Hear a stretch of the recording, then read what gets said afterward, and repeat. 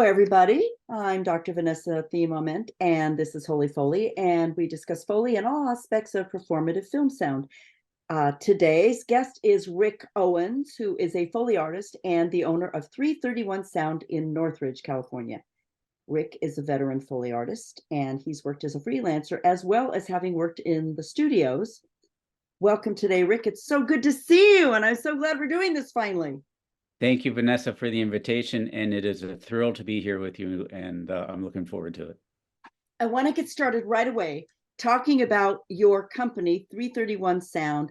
I'd like to hear about how you got started doing your own company after working in the studios, and then we'll reverse engineer and go backwards if you don't mind. Fantastic. So 331 Sound Incorporated is a company I created 4 or 5 years ago for corporate tax reasons. That was important at the time, being a freelancer. 3 years ago, we were doing so much independent work, Foley mixer editor that I work with. We were doing so much independent work that it became painfully obvious that we needed to create our own Foley stage. So he and I joined forces and turned the corporation into a partnership. And so now 331 Sound Incorporated is a full-on 50-50 partnership. And we built our Foley stage in the summer of 2021. We hired a design consultant, and he designed the stage for us and the soundproofing and everything required to build a Foley stage. And a contractor built it for us. And it took 2 months, well, roughly 3 months from design to breaking ground to the completion of the Foley stage, and then another month to outfit it technically, do the wiring and the equipment installation and the sound treatments, to help the sound be accurate on the Foley stage and then the mixing side. That's really not very much time, is it? We no, actually 3 months is really incredible, actually. One of the good things about it was that the contractor we hired is actually a neighbor of mine. He lives across the street. And so, he was very diligent. They were there every single day. They put in every effort possible to get us up and running. From when they started to when they wrapped off the project was literally exactly 8 weeks. And how So, did you find the space? well, I live in Simi Valley, which is on the other side of the hill from the San Fernando Valley in the Northridge area. And I was looking around in the general area of Chatsworth, Northridge, and anywhere in a reasonable distance from where I live, in the industrial areas and the commercial areas. And I looked at everything that was available in the summer of 21. And a property came up on the MLS on, I think it was May 2nd. And I went and looked at it later that afternoon. And I remember pulling into the parking lot and getting out of my car, and just the ambience of the area that I was in, I was like, this is the place. It's a very nice building, clean out front, plenty of parking, trees, landscaping, and all this other stuff. And we have, I think it's 3,700 square foot unit. And our Foley stage is just under 600 square feet, and our mixing room is recording, the mixer side is 250 square feet. And why don't you tell us all the name of your mixer and editor? So my business partner, Foley mixer, Foley editor, all in one, is a man named John Sanacor. And I actually met John Sanacor at Warner Brothers on the Foley stage on Warner Brothers on a night shift. He was filling in for our regular mixer at the time. And he and I hit it off like immediately. You know how it is. You meet somebody and there's something just clicks, And John is brilliant. He's an amazing mixer. He's a very, very talented editor. And he has a lot of integrity. And we've developed an amazing working relationship. Not only are we business partners, we work together. We go to dinner, we go to lunch, we spend a lot of time together outside of the Foley environment, and he's just one of those guys that, kind of like a soul brother of sorts, you know what I mean? And so, he's really, and he's got such an impressive credit list. It goes back 25 plus years, and he's worked with some of the biggest sound supervisors in our business, and so he's got a tremendous credit list. He's got a ton of integrity, and a ton of talent. And so we work very well together. So it's really wonderful that you can take a relationship where you work well together with somebody, that you have not only a wonderful artistic relationship, but then you have a sensibility business wise that works together too. Honestly, Rick, I think that's very rare. It certainly is. I don't know that I've heard of very many people that can do that. There are some that do that. I know that it happens. I know a particular group in New York that do it, and then of course I know some people in Austin that have done it. But in general, I think that's kind of unusual to be able to put that package together where you work artistically together and then you can work together business wise too. So you're very lucky that you've been able to make that all happen. Yeah, and I think one of the things that's very important is we both have kind of stated and unstated roles, if you will. He's a client guy. He works very well with clients, with client communication, interfacing with the supervisors and, people outside of our facility. I, on the other hand, am a facilities guy.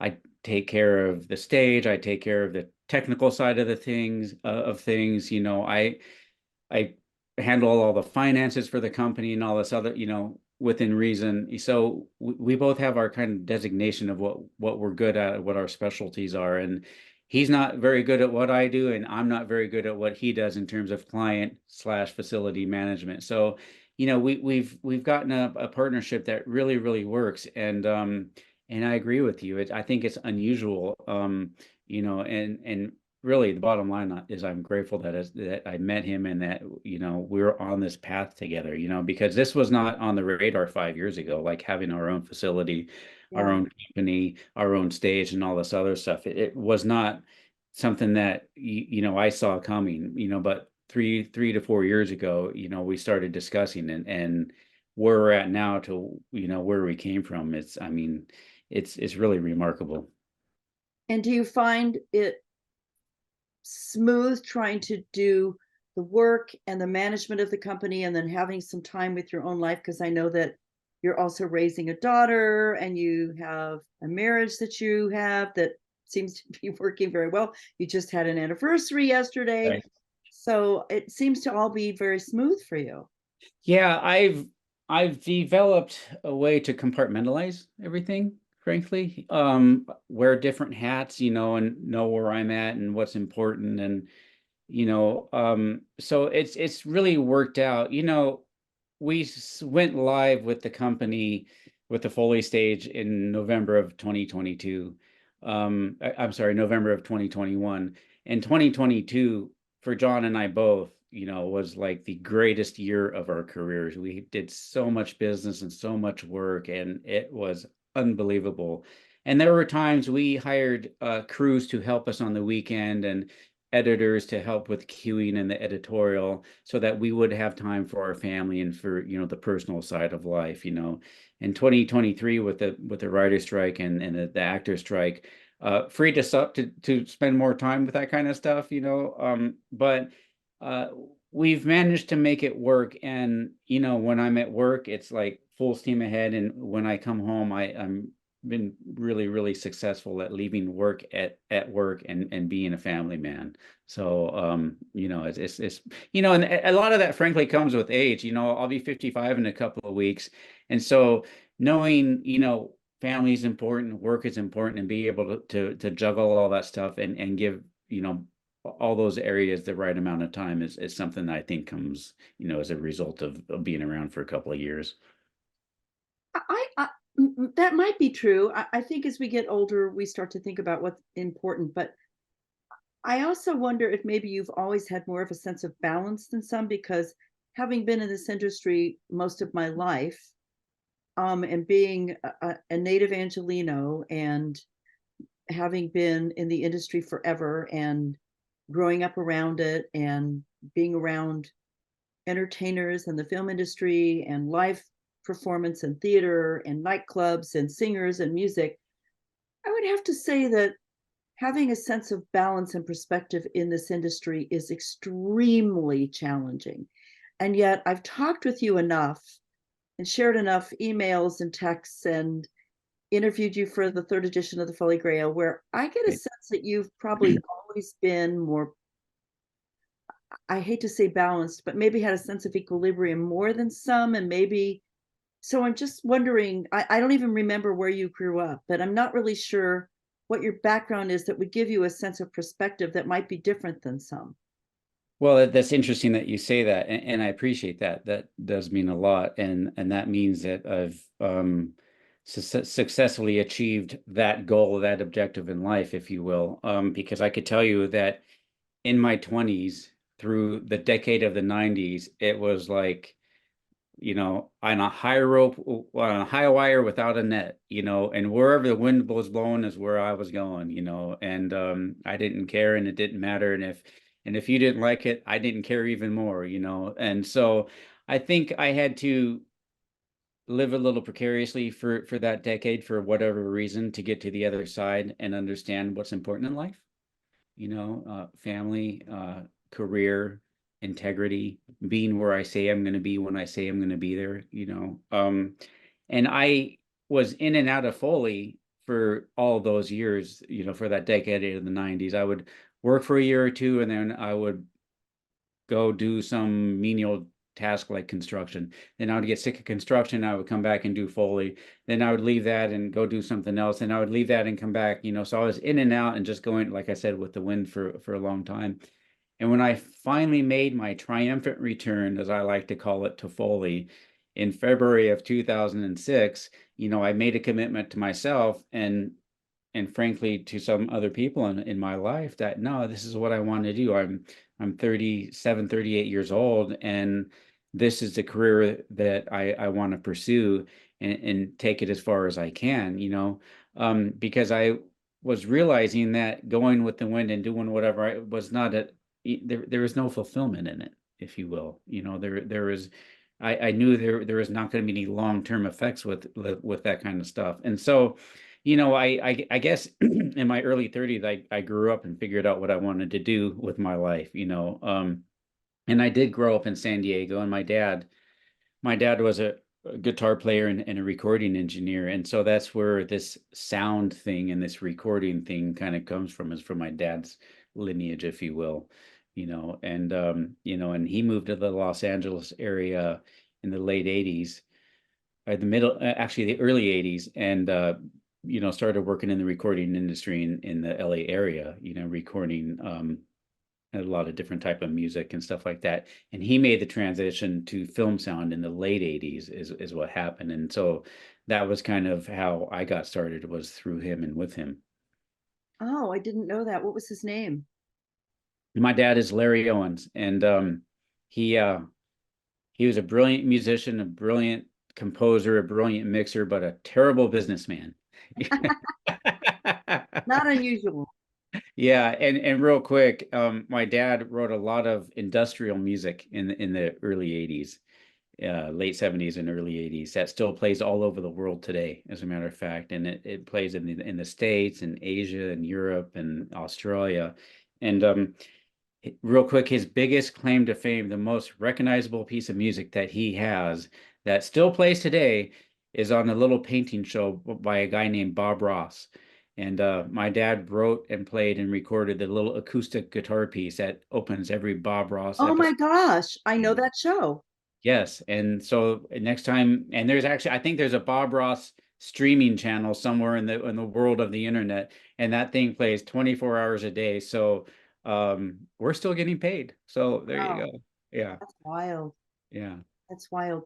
So right before you decided to freelance, you said you worked at, I think you were working at Warner Brothers. Warner Brothers was my first big studio gig. So yeah, I got there, like I had mentioned, I came back to work in Foley in 2006, and 3 short years later, in March of '09, we were working on the night shift at Warner Brothers on the brand new Foley stage they had just built. Mhm. And I had gotten there through somebody you probably know, a wonderful lady named Jody Thomas. And Yes, and I had worked with her at her independent studio out in Calabasas right. for a year Think with an tank. yeah, the Sink Tank. And she put a team together, including myself, wonderful lady who's no longer with us, Monette Holder, and Trevor Sperry was a mixer. She put us together on a night shift doing outsource work for Warner Brothers, doing sitcom M&Es of all things, and we developed a really fantastic working relationship, Trevor and Monette and myself, and when Warner Brothers built their Foley stage on lot and opened it and were staffing it in March of 2009, we were kind of I don't want to say a logical choice, but we were kind of an obvious choice because we knew the product, we knew the shows, and so we kind of presented ourselves as a team to the management at Warner Brothers, and so that's how we kind of got started there. So Warner Brothers to me has always been one of the better studios to work at. They have a lot more communication, and they're more sensitive to post-production, I think, than some of the Right. studios.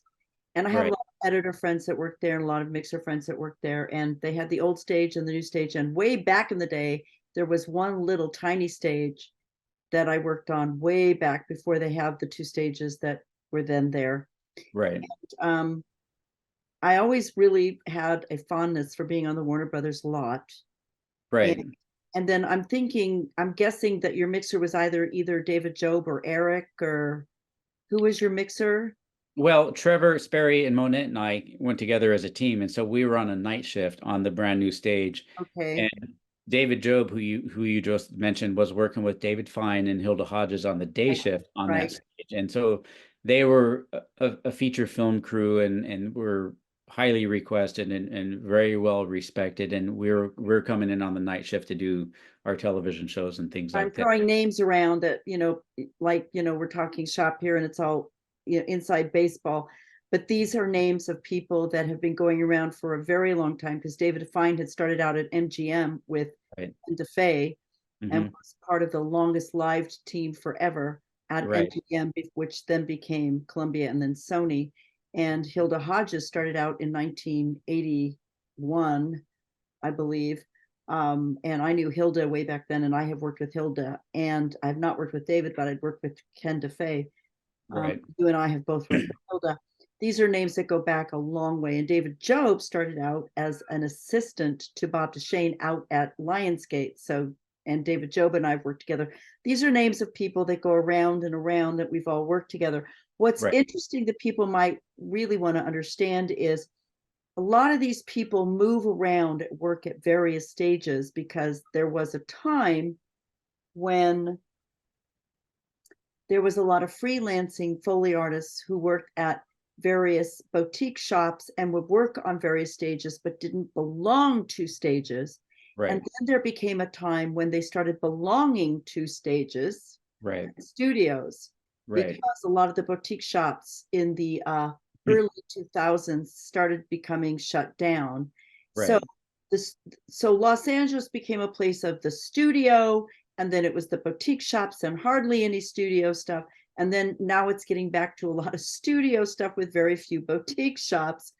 So what's it goes in cycles, and a lot It, of it, people get settled in again at studios, which yeah, is really interesting. it certainly does, and having been freelance off and on throughout the 90s and in my, trials and tribulations, and then coming back in 06 and then landing that studio gig at Warner Brothers in 09 was like a dream come true, because it was always one of those things for those 3 years bouncing around freelancing with various small independent companies and things like that. It was like, man, if I could just get a studio gig someday, that would just open up the world of opportunity.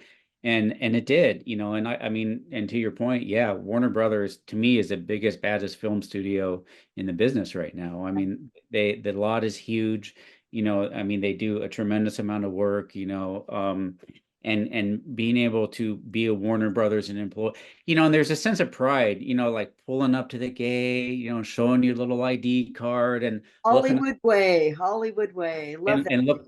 looking up at the water tower and just walking into the building, and just like there's a lot to it, and My I brother-in-law was the composer for the Animaniacs music stuff, Rich Stone, who died right. young. But there was a sense of pride going in there and knowing that Rich had been scoring his music there. And yeah, I know what you mean. There is something about working on the lot that is very special.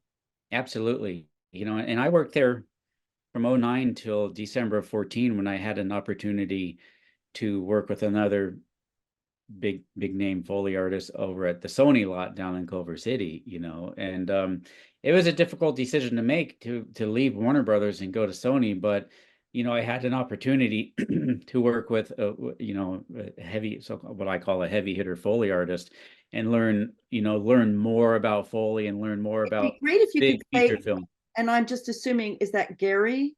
Yeah, that's with Gary Gary Hecker. Hecker. Yeah, Gary Right. the Wrecker Hecker, who I've known since he was just starting out with his stepfather, Bob Rutledge, who, by Exactly. the way, in my opinion, is one of the all-time greats.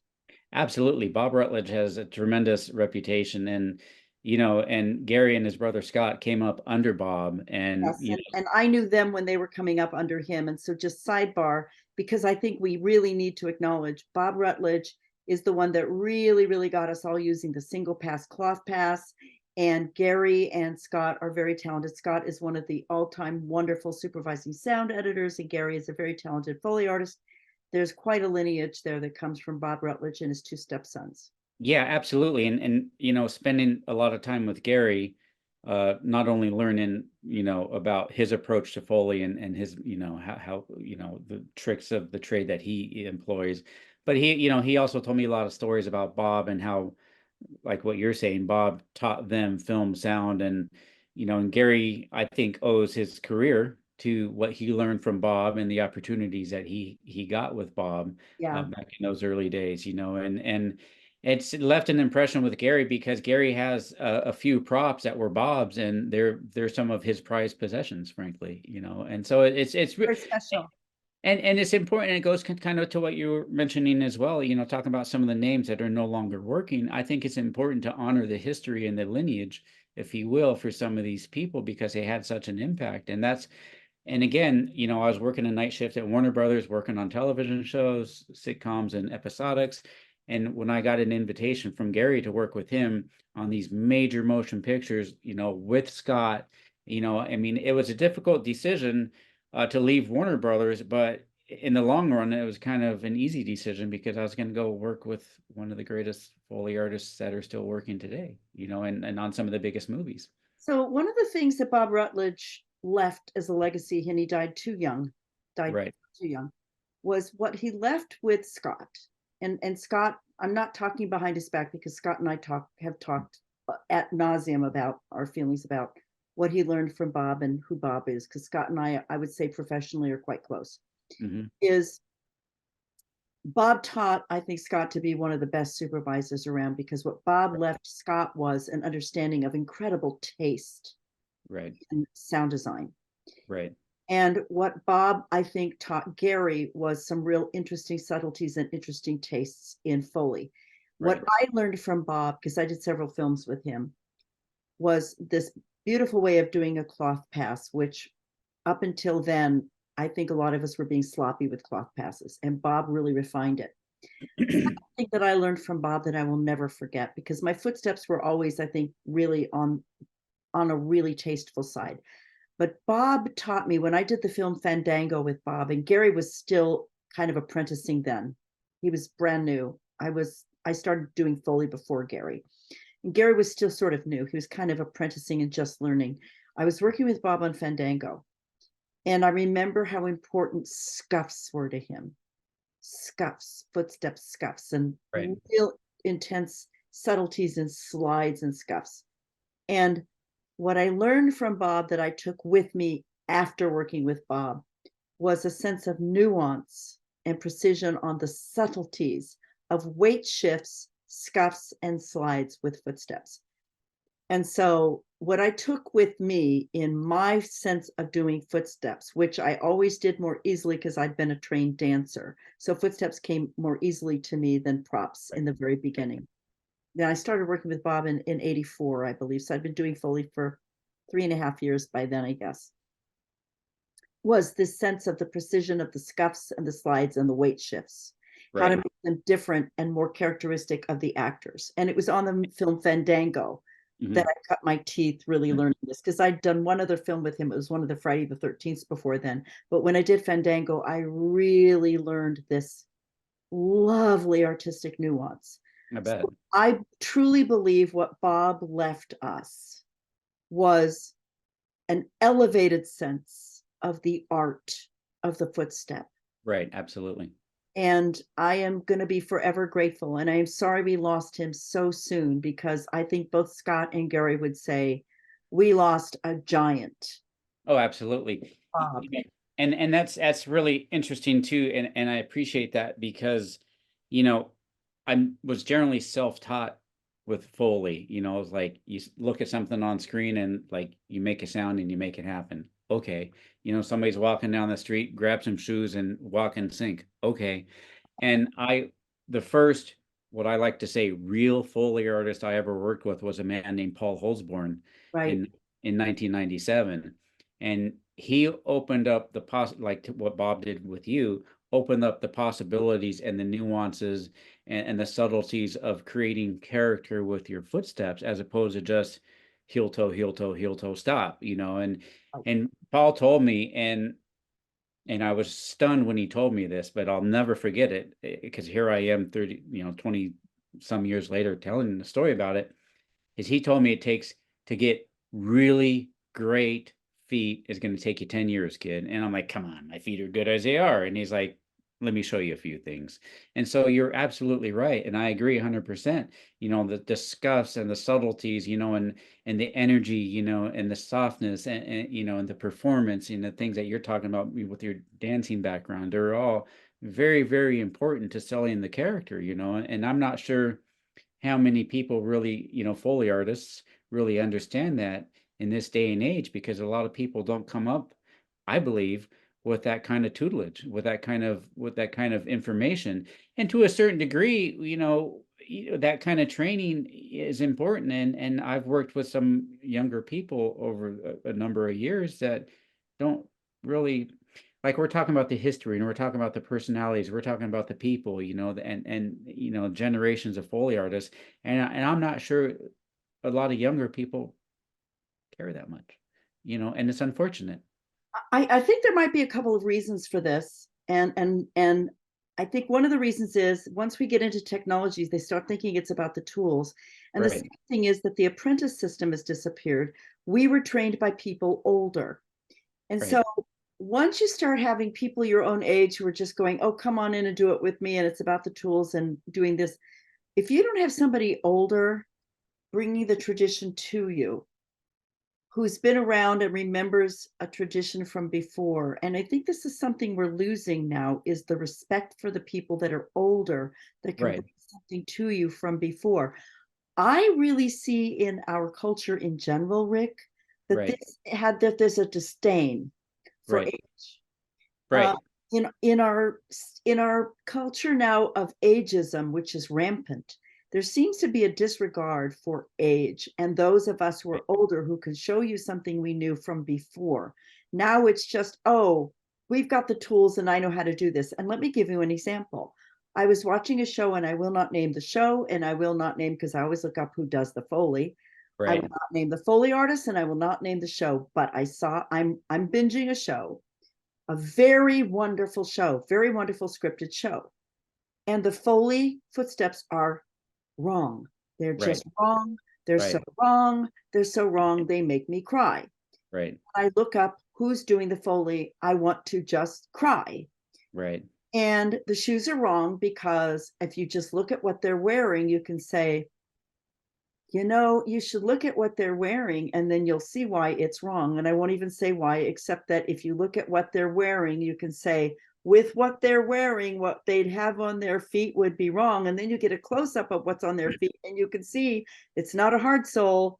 There's a particular kind of uniform boot they're wearing that's a particular kind of standardized boot they're all wearing. And it's not a hard sole dress shoe. Right. Simple things, but I already know, looking the people up, that they're younger and they taught each other, and they didn't have somebody old like Paul or Bob, older Paul or John Post, who was one of the all-time greats. Yes. um you know God bless John Post, all of these people who taught us. If you let the people who are older coach you, they know Right. things. Right. We have lost this idea that the people with 20 years on them know things. So now Right. there's this idea of I can look it up on YouTube, I can read it, I can do the tools, I can do, and so there's a sense of all I have to do is just be in sync or punch it in on Pro Tools or put on some shoes and walk it and get it synced up and it works. And it's like, well, that's why you're wearing a hard sole when they're wearing a particular kind of standardized issue uniform where they're all wearing the same kind of standardized issue boot, which has a very thick, softer sole that has a very standardized, Right. and they're not hard soled dress sounding shoes. And Right. oh gosh, that hurts. Yeah. And real quick, and that's why when I was talking about the decision between Warner Brothers and Sony and working with Gary Hecker, um, it was like, I've got to do this so I can get some of this history of going back and learn, because I mean, Gary's, like you mentioned, early 80s, and this was in 2014. So we're talking 33 years later, whatever it was. And it's like, okay, absolutely. And frankly, Vanessa, I think my generation of Foley artists might be one of the last ones that's kind of paying an homage, if you will, to the history of this thing and some of the people and some of the personalities that have gone before. And real quick, I did meet John Post and I did spend a day on a Foley stage with him. This was back in just after I met Paul Holsborn. And I mean, the guy, I mean, Wow. a legend at the time, and like I was honored at the time because Paul had told me John helped train me and put me where I'm at. And I held Paul in such high regard, so, John was my it goes back. mentor. John was my absolute, he was the one that, so the way that I was trained was the John Post method. Right, So when I look at my mentors, I think of John Post and Bob Rutledge, and I say, those are the people that I look to and say, these are the people that I look to who trained me. And right, this is the way I learned it. And then I learned from other people and I listened to mixers. right, Mixers. Bob Deshane. Oh my gosh, Bob right, Deshane. right, Mixers. And right, all the mixers that were at Glen and all the mixers that were over at Paramount. And I say, tell me again why that didn't sound quite right. right, Listen. I learned so much from the mixers. And at the time they were all men. right. Um, but Richard Rogers, oh my gosh, over at Writer Sound, Richard Rogers, thank you, Richard. Um, I learned so much from them, Yeah, absolutely. and I I think that sense that you learn from the people that came before you who are older and wiser and know more. I fear we have lost that sense of respect for the older people who know things that we did not know. Well, and I agree with you. And real quick to what you were saying earlier too, is that with the advent of technology, a computer, a microphone, and a set of speakers, all of a sudden you're a Foley mixer, and more than two pairs of shoes, all of a sudden you're a Foley artist. And I, to what you were saying earlier about the shoe choices in this series that you're watching, it's kind of watering down the craft, and it's unfortunate. And one of the side effects that is having and a long-term result of this is some of the younger sound supervisors that are coming up are getting used to this watered down Foley. So to a certain degree, my perspective is that as long as these supervisors have a sound there, they're kind of okay with it. They don't understand the level of detail, the level of performance, and the things that you and I are talking about that we learned from the generations before us and these people who were true artisans of the craft, and it's kind of a bummer. One of the reasons I'm doing this series, and I want to talk specifically about some projects that you're working on so that we can highlight them.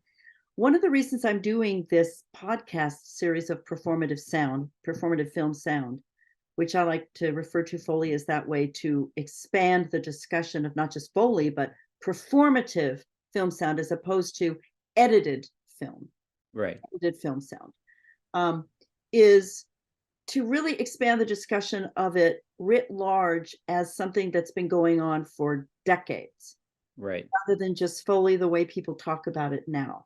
Right. And so to that end, if you could discuss a few projects you've been working on and some specific things that you've been working on and how you've approached them, I'd really like to hear about it.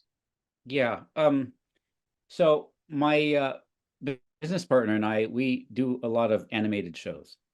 And we do a couple of shows that are on Fox Network. One's Bob's Burgers, another one's called The Great North. And animation versus live action is a completely different beast. With animation, there's nothing there, so we are covering everything. So there's nothing to gauge off of, if you will, for better or for worse. As you know, with the live action, you could be, all right, well, let me listen to production, see what's going on, and figure some stuff out here. Possible shoe choice, possible surface choice, prop choice, whatever.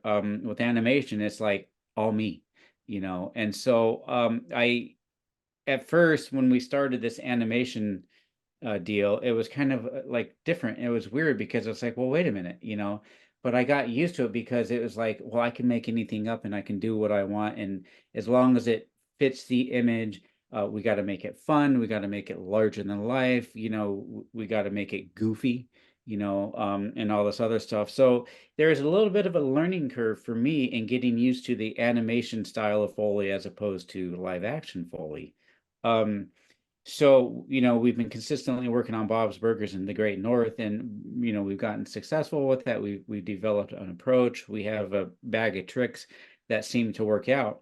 But recently, we started a new project that has come our way from a long-term colleague of ours, and I can't really go into details because it's just one step short of an NDA. So I can't tell you who's producing it and whatever, but I can tell you there are some very interesting characters that are based off of animals. So imagine a human being with camel-like characteristics, right? See, walks on, bipedal, walks on 2 feet, speaks, has gear, has equipment, has what this character needs to get through life and get through the challenges that every episode he faces in, but he still has camel feet, and things. So we have to create the sound of this particular character, and not just his feet, but the performance of his feet when he's running for his life, when he's approaching his his protagonist in the movie, in this series, in a tender, loving kind of way. So we have to perform and create this. And it's not just a shoe choice, it's it's a choice of movements, and it's a choice of props to create this. There's another character in the series that is based on a robot, right? And this is not your traditional tin robot, tin man robot, mechanical robot, gears and servos. This is, that kind of thing. It's almost like a romper room robot, and I know you'll know what that means. It's an all-in-one robot, and it's made out of a rubberized material, right? And it's flexible, and it moves, and it rolls, and it speaks, and it has emotions, and it has all this stuff to it, all this human characteristic in a rubberized, kind of nondescript type of body, And so we went through, I don't know, 12 or 15 different prop choices, performance choices, surface choices to create the essence of this body and the essence of this robot character rolling on space floor, rolling on dirt, rolling on. There's a couple of episodes that took place on this planet where the most of it is like an exposed wooden tree root, right? So you can't make it hollow and resonant like a wood floor, but you can't make it dull and boring like just dirt or concrete. You have to bring an essence of wood into the conversation, along with this rubberized rolling character, Wow. And so it was a tremendous challenge because the creator and the director of the show had something very specific in mind. And like as a Foley artist looking at it, it's like, well, I think it should sound like this. And as you know, a lot of times you start with a basis in reality and either go this way or this way with it. Like, well, that's not working. Let me try it this way. Right. And so, we did a couple of versions of it, and it came back of like, that's not quite what we're thinking. What else do you got? And it's like, well, let me go this way. And it's like, that's not quite working. And what else you got? I was like, well, let me go this way. And so we finally created a rolling type of sound that worked for the body of this particular character. And as weird as this sounds, and the prop that I ended up coming up with is this. You know those little rubber waste baskets that you have next to your desk? It's Sure. kind of, yeah. So I have that, and I have a billiard ball, right? And so I'm kind of rolling, and I'm creating speed and apexing and all this other stuff to create like the essence of the body. And then I have at different times, it's a deflated kid's schoolyard ball, or a boxing glove, or I have this other ball that's I think it's a massage ball actually, and it's about as big as a grapefruit, but it has little nubs on it so that you could rub on your back and get some so-called therapy. So I'm kind of dual performing this thing to get the essence of the body, the rubbery, rolly body on one end, and then the surface choice on the other side. And there are times that we would do this together, depending on the surface, and there are times I would record them individually because the essence of the body is overpowering the quality of the surface, so I needed to record them separately for miking and mixing purposes.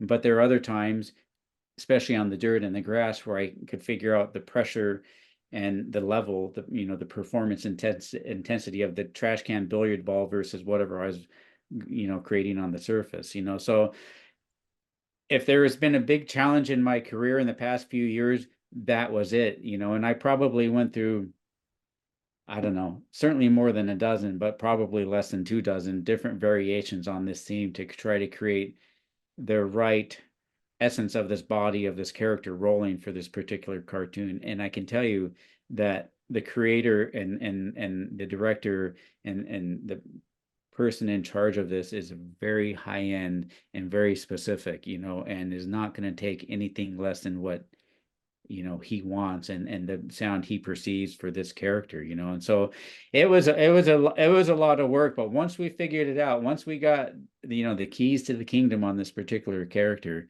it just was like, thank God. It was good to get over the hump, but it was also a personal challenge of, can we make this happen and make this particular person happy? And we have. Now, were they on the stage with you, or did you just send things to them for them to send, and then they gave you notes? They're in another city, so we're sending them samples. So you're talking about two concepts that I think are really worth talking about just briefly. When we talk about animation, we talk about animals that have human qualities. We're talking about anthropomorphism. Right. But what you're talking about when you talk about putting human beings with qualities of an animal, for example, like with having the camel feet or something like that, you're talking about zoomorphism. I'm going to make a comment about that in a minute. And then when you talk about this robotic character that has some human-like qualities, or, you're talking about something that I had to do for like Edward Scissorhands. And the reason I'm bringing this up, and I don't believe in accidents, Rick, is this chapter that I had to write for the very first handbook, academic handbook on sound design, that comes out in April of next year for Rutledge through Taylor and Francis, is about Foley, performative sound, but Foley. It'll be the very first handbook on sound design, and I'm writing the very first thing on Foley ever in an academic handbook on sound design. I open up with Batman Returns, and I talk about zoomorphism. Hang on. And I close with Edward Scissorhands, where I talk about the human quality of this robotic character. Right. So here you are talking about this, right?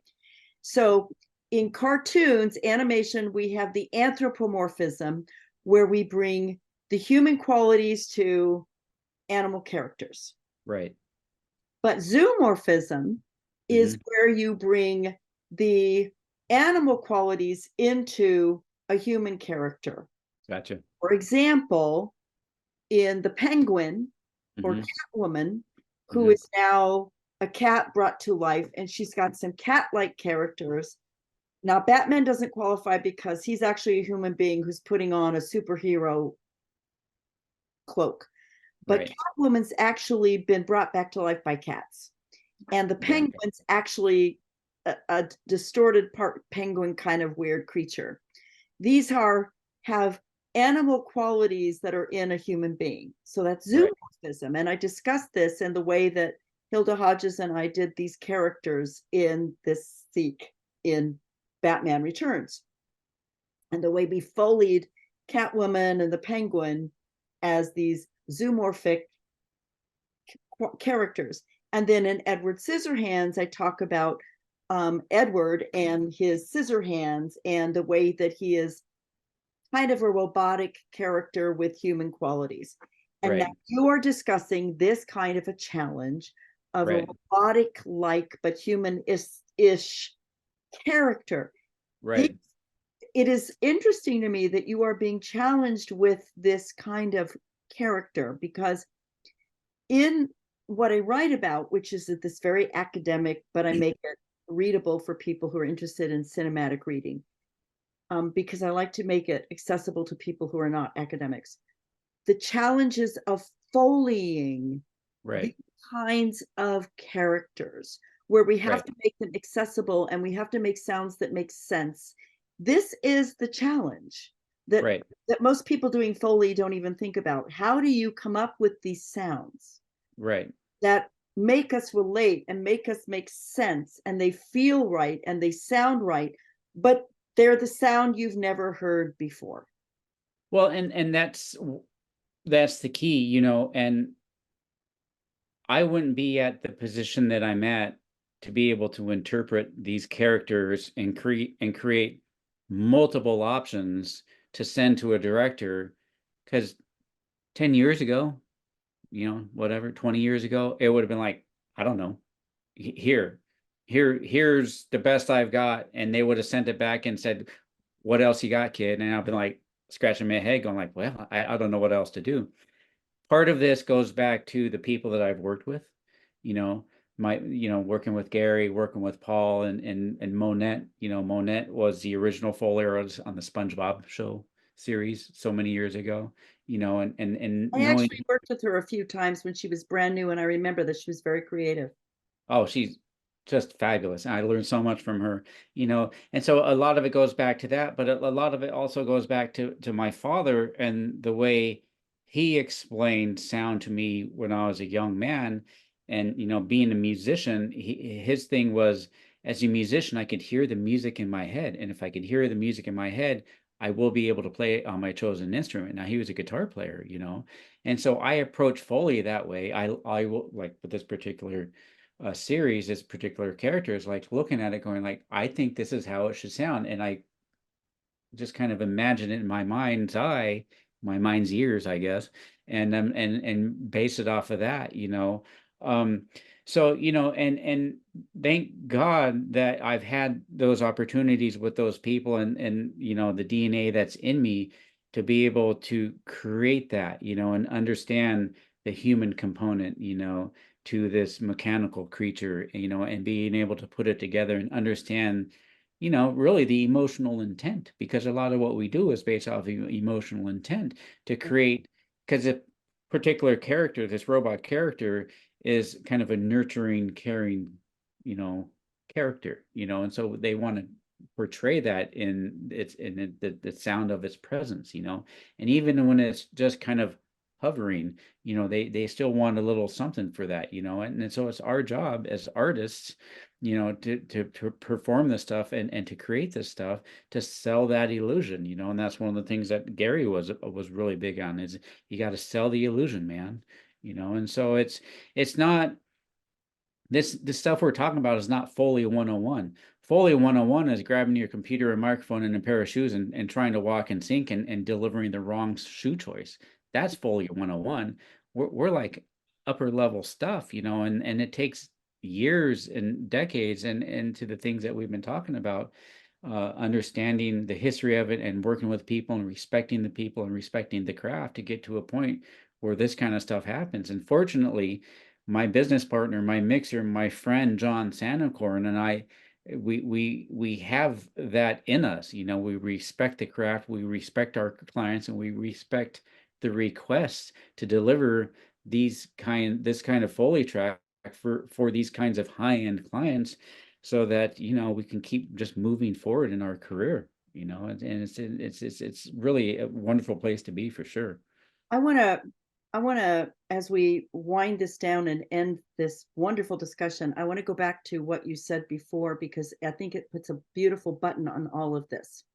As we talk about how we learn from the people that came before us, and how this brings this to a high level art, so that you Right. are able to create this wonderful character for this show that we will someday know what it is, and how it helped me create some of the characters I had to for, say, Predator, or Hmm. um, Edward Scissorhands, or the Penguin, or the shows that I did. And even now when I do theater Foley, with right now with Luke Yankee. I'm an equity actor, and I do equity theater right now. I mean, I would still do films if I had the opportunity, but right now what I do is equity shows, because I'm an equity actor. So I do equity Foley for equity shows also. I did one here in Palm Springs. Um, but you said something that I think is really important, and I think we should bring this discussion back to this, because I think it really is the salient theme of this discussion, Rick. And that is, you said, you know, how it ends up being watering down to a craft. This idea that we elevate this and keep it up to a high art by remembering everything that we've learned from the greats that came before us. And what you talked about is everything that you learned is how you're keeping this up to this high art of what you're doing, creating this character. Whereas if we don't learn from the people before us, if we don't keep aiming high, if we don't keep trying to do something that can't be done by machines or punching keys, but does take the human element, and does take imagination, and does take years of practice, and does take Right. really aiming high, then it Right. gets watered down to a craft that really isn't much, and may pass for people who are not asking much of the performative sound. But for those of us that want to ask for raising the bar and keeping it high, and remembering the greats that came before us, and want to keep aiming higher and higher, we don't water it down to a craft. We keep aiming for it to be a high art. And I think when you talk about not allowing it to be watering it down to a craft, that really says everything about what we must continue to do to Right. keep this the high art that it actually is, when we talk Right. about the art of Foley. Absolutely. Yeah, and I agree with you. And it's it's a challenge, because the technology is so fantastic, digital technology, recording to a computer, the editorial process, the tools are at your fingertips. No longer takes a giant facility of mag machines to record and Right. benches to splice and all that. The technology is so fantastic that I think the expectation to turn out high quality work in such a short time frame is one of the things that is kind of holding it back. Yeah, the tools are fantastic and we can do a lot with it, but the idea that we could do it, faster and cheaper is a misconception, because I look at it this way. You know how long it takes to record a 3-minute song? At least 3 minutes, right? And so, I think a lot of people look at it that way, of like, well, the technology is there, it makes it a lot easier. So it just, I'll be able to turn out Foley and get this to my client faster than ever. And I think the downside of that is it waters it down, and it makes a product, not as good as what it used to be, when the time, if you will, was more valuable, because renting a big facility with tape operators and machine room operators and all this other stuff, I think there's a lot more investment in it than there is with a computer and a microphone, so that's one thing to think about, but my father passed away 13 years ago, and my unstated goal is to honor his legacy, and Paul Holsborn passed away, I think, in 2015 or 2016, and I'm talking about him now, and part of my thing is to honor his legacy. And Gary is still working and working on he's working on a huge movie with his brother right now, you know, and my deal is to honor his legacy. And Monette passed away years ago. You know, she unfortunately passed away from cancer in 2017. And my deal is to honor her legacy, you know, and to put all of what I've learned and all of you know what's been my history and put it into what I'm doing today. And real quick, of a young person that, you know, that I'm working with currently, you know, who is very interested in Foley, has an ear for Foley, and you know, this young lady is coming in and she's spending time with us, and I'm teaching her, and I'm talking about Gary, and I'm talking about Paul and Mona and the people that got me to where I'm at, you know, and she really honors that and understands that, and she listens intently, you know, and I know that she's soaking this in because weeks later she'll mention something that I mentioned to her previously, you know. And so it's refreshing that there are some people coming up that don't want to water this thing down and honor, you know, the legacy of some of these people, you know. And so that's important, you know, because I agree with you, you know, we're artists, you know, we're creators, you know, we're not playing a musical instrument, we're playing props and shoes, you know, and we're creating a soundtrack and an environment, and we're performing this stuff. And, you know, for me and you and Monette and Gary and Paul, we're putting our heart and soul into this because this is what we do, you know. And I really believe, as weird as it may sound, that this was my calling, you know. My dad was a brilliant musician, composer, arranger, producer, and all this other stuff. I didn't have the discipline to be a musician on the level he did, but you know, I found Foley, you know, through him, you know, and I have a tremendous discipline to make it as good as I possibly can, you know. And it's good to be around people that are like-minded, you know. That's very, very important to me. Yeah. So, you know, it's if you will, it's my job to not let this thing get watered down as much as it's in my power not to, you know, to let that happen. Well, I want to thank you. This has been a really wonderful conversation. I'm so glad that we were able to make this happen. I really do appreciate, you know, the opportunity. You know, it means a lot, and I honor and respect your accomplishments and what you mean to the Foley world as a whole, you know. And so to be here with you is definitely been a treat, and I do appreciate that. Well, thank you. And you take care of yourself. All right, we will be in touch. Okay.